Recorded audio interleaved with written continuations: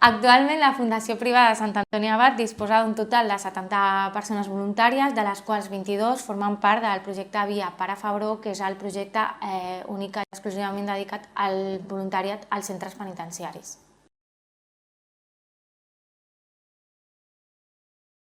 Tenim dues vies de voluntariatisme a la Fundació. Un és el projecte Via Pare Fabró, que és el d'àmbit penitenciari, i després tenim el voluntariat social propi de la Fundació, que fa altres tasques, com pot ser també a l'hospital o de suport més sociosanitari. Concretament, ens trobem als centres de Brians 1, Brians 2, a Mas d'Enric, Puig de les Basses i Lledoners. També tenim un taller de teatre que es realitza dins dels centres penitenciaris.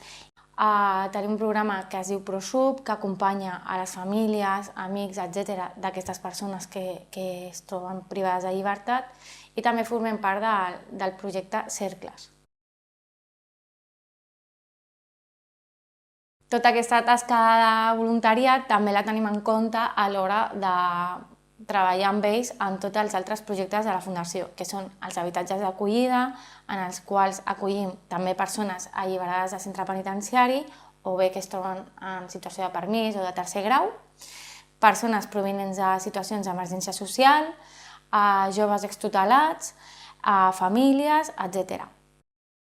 A part, també tenim projectes de suport a protecció per a persones sense capacitat d'obrar. Llavors, en aquest sentit, el paper del voluntariat també és molt important per realitzar acompanyaments, etc.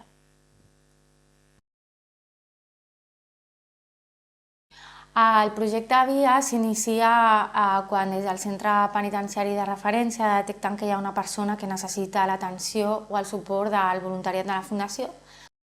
Es posen en contacte amb el coordinador d'aquest programa, del projecte Via, i llavors es mou tot l'engranatge perquè els voluntaris puguin començar a visitar aquesta persona. I el que fa la persona voluntària és anar al centre, escoltar-lo, donar-li suport en allò que necessiti i si pot facilitar la seva estada al centre, molt millor.